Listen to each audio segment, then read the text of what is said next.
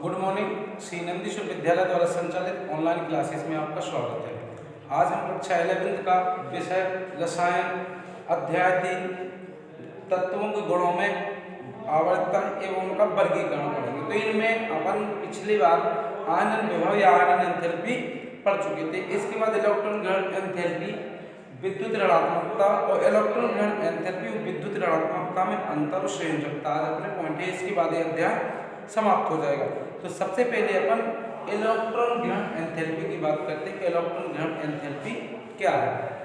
तो देखिए, कोई सा भी उदासीन गैसीय परमाणु, मतलब कोई भी उदासीन गैसीय परमाणु अपने अंतिम कक्ष में एक इलेक्ट्रॉन की प्रविष्टि करने के लिए, मतलब ग्रहण करने के लिए, जब कोई इलेक्ट्रॉन ग्रहण करता है तो जितनी ऊर्जा मुक्त होती है उसको ही अपन क्या बोलते हैं, इलेक्ट्रॉन ग्रहण एंथैल्पी कहते हैं। उस ऊर्जा की मास को अपन क्या बोलते हैं, इलेक्ट्रॉन ग्रहण एंथैल्पी। मतलब कोई उदासीन गैसीय परमाणु एक इलेक्ट्रॉन ग्रहण करने के लिए जितनी ऊर्जा मुक्त करता है वह उसकी इलेक्ट्रॉन ग्रहण एंथैल्पी कहलाती है। एग्जाम्पल के लिए हम बात करें, जैसे किसी का भी, जैसे मतलब ये ऑक्सीजन का जो गैसीय परमाणु अगर एक इलेक्ट्रॉन ग्रहण करेगा तो यहाँ सीधा ऑक्सीजन का जो परमाणु वो कैसा होगा, ऋणात्मक। तो इसका जो मान होता है वो कैसा होता है, ऋणात्मक होता है। अगर दोबारा से कोई इलेक्ट्रॉन ग्रहण करता है कोई परमाणु, तो उसकी जो इलेक्ट्रॉन ग्रहण एंथैल्पी है उसका मान धनात्मक हो जाएगा। मतलब पहला मान ऋणात्मक तथा दूसरा मान धनात्मक। तो अपन इसको पूरा लिखेंगे तो यही बोलते हैं कि कोई उदासीन गैसीय परमाणु अपने अष्टक पूर्ण करने के लिए अंतिम कोश में जितने इलेक्ट्रॉन ग्रहण करता है तो जितनी ऊर्जा मुक्त होती है वह उसकी इलेक्ट्रॉन ग्रहण एंथैल्पी कहलाती है। इसकी प्रथम इलेक्ट्रॉन ग्रहण एंथैल्पी का मान ऋणात्मक तथा द्वितीय इलेक्ट्रॉन ग्रहण एंथैल्पी का मान धनात्मक होता है। अब इसको प्रभावित करने वाले कारक, तो इसको प्रभावित करने वाले कारक अपन पढ़ते हैं। सबसे पहले नाभिकीय आवेश। तो नाभिकीय आवेश है क्या?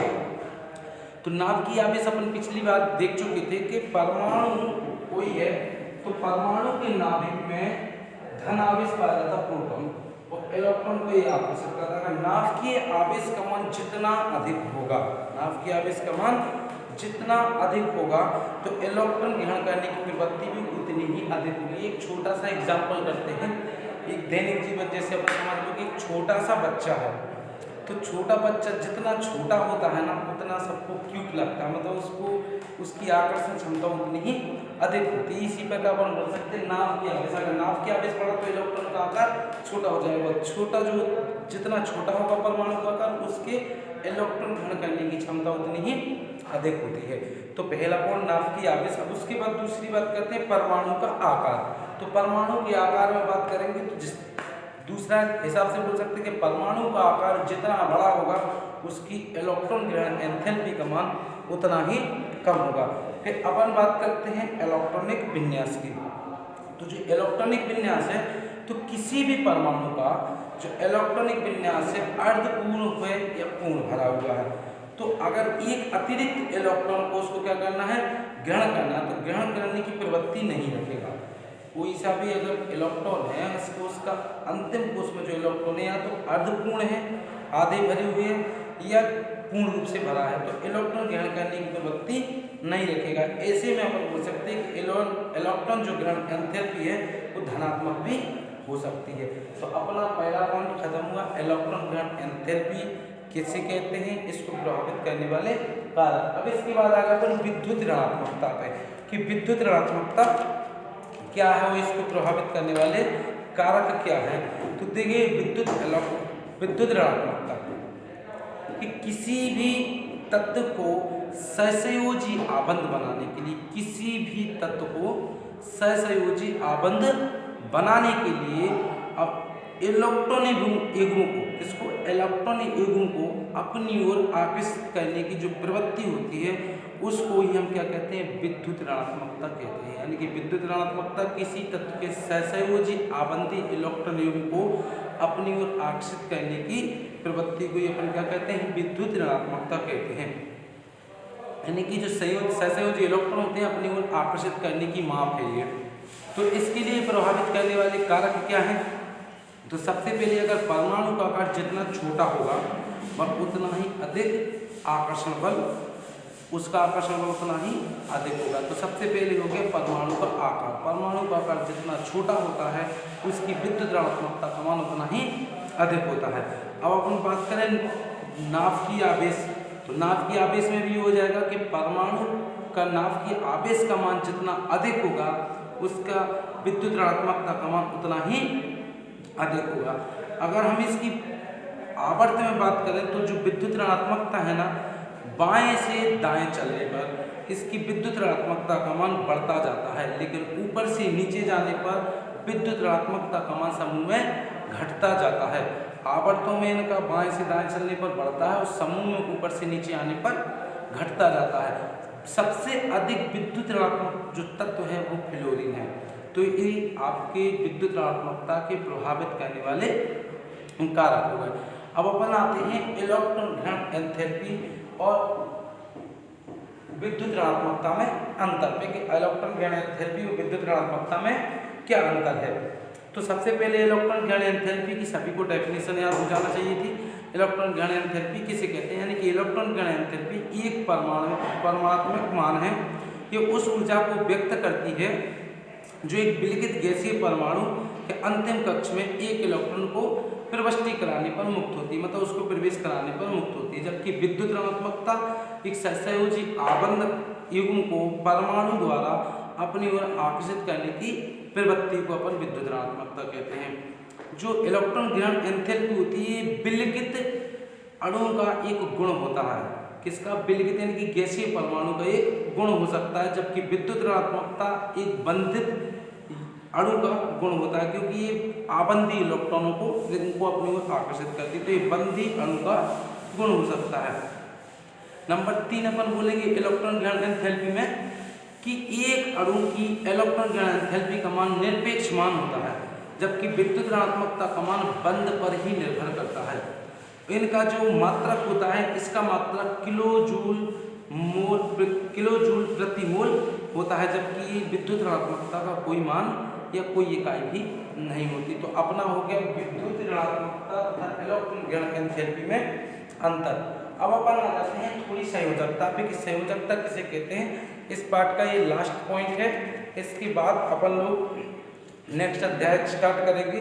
तो सबसे पहले अपन आ गए हैं संयोजकता पे। संयोजकता किसे कहते हैं? तो देखिए संयोजकता की जो डेफिनेशन है वो पर्टिकुलर अलग अलग तरीके से बोल सकते हैं अपन। जैसे एक डेफिनेशन बोलते हैं कि कोई भी उदासीन परमाणु या कोई भी परमाणु अपना अष्टक पूर्ण करने के लिए जितने इलेक्ट्रॉनों को या तो ग्रहण करे या जितने इलेक्ट्रॉनों को त्यागे अष्टक पूर्ण करने के लिए, तो जितने इलेक्ट्रॉन को ग्रहण करता है तो वह उसकी संयोजकता होती है, जितने इलेक्ट्रॉनों को त्यागता है वह उसकी संयोजकता होती है। कब? केवल संयोजी कोष में जो उपस्थित इलेक्ट्रॉन है उन इलेक्ट्रॉनों को 8 करने के लिए, मतलब अष्टक पूर्ण करने के लिए जितने इलेक्ट्रॉन त्यागेगा या ग्रहण करेगा वो उसकी संयोजकता कहलाती है। एक डेफिनेशन। अगर दूसरी डेफिनेशन की बात करें तो किसी भी तत्व की हाइड्रोजन अथवा कोई सा भी हैलोजन तत्व के साथ संयोजन कर सकने की जो क्षमता होती है वह उस तत्व की संयोजकता कहलाती है। अगर एक और डेफिनेशन बोले अपन तो बोल सकते हैं कि वह तत्व,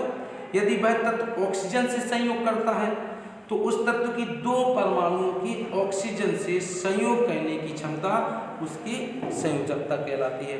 तो ये आज आपका जो अध्याय है, इस अध्याय में कुछ भी नहीं है, सब समाप्त हो गया। अपन अध्याय नेक्स्ट जो अध्याय 4 वो स्टार्ट करेंगे। अब स्टार्ट करने से पहले अगर आपको देखना है तो इसमें एक बिंदु बोला था, जैसे अपन चाहे क्लियर करने के लिए, तो इसमें विकर्ण संबंध भी आता है। क्या आता है? विकर्ण संबंध। तो विकर्ण संबंध जो होता है ना, तो विकर्ण संबंध में टेबल के अनुसार एक आपने देखा होगा कि जैसे lithium, sodium, potassium, rubidium, caesium, calcium, इसके बाद अपन ने देखा होगा बी में कैस्टे वाला आपने तत्व क्या लिख लिया अपन ने? आपने 2 समूह लिख लिए। तो 2 समूह में लिथियम को देखिए, मैग्नीशियम, सोडियम को देखिए, कैल्शियम, पोटेशियम को देखिए, स्टेरियम। ये आपने देखे तो ये सर पहला समूह होगा दूसरे समूह के साथ, पहला समूह दूसरे समूह की त्रियक में, ठीक है ना। इसमें किसी त्रियक में कुछ सभी संबंधों को दर्शाएगा। किसको दर्शाएगा? सभी संबंध को, यानी कि विकर्ण संबंध होने का एक कारण विद्युत ऋणात्मकता को मान सकते हैं। अपन ऐसा बोल सकते हैं इस अध्याय के आधार पर कि अगर विद्युत ऋणात्मकता के आधार पर विकर्ण संबंध हो सकता है, जैसे अपन विकर्ण संबंध बोले कि यह पाया जाता है कि द्वितीय आवर्त के कुछ तत्व, अपन डेफिनेशन बोले कि द्वितीय आवर्त के कुछ तत्व जब तृतीय आवर्त के अपने से अगले समूह के तत्वों के साथ समानता रखते हैं तो इसे हम विकर्ण संबंध कहते हैं। विकर्ण संबंध किसे कहते हैं? कि द्वितीय आवर्त के कुछ तत्व, द्वितीय आवर्त के कुछ तत्व जो हैं तृतीय आवर्त के अपने से अगले समूह के तत्वों के साथ जो समानता दर्शाते हैं उसे विकर्ण संबंध कहते हैं। जैसे लिथियम मैग्नीशियम के साथ क्या कर रहा है? समानता दर्शा रहा है। ये इसलिए बोला है क्योंकि इसको हम विद्युत ऋणात्मकता के आधार पर मान सकते हैं कि विद्युत ऋणात्मकता ही अपनी सब कुछ है, क्योंकि विद्युत ऋणात्मकता इसका कोई एक कारण हो सकता है। ये इसकी अहम भूमिका है। तो ये अध्याय अपना टोटल समाप्त हुआ।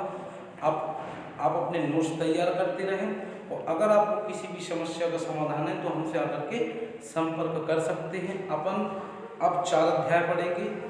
Thank you.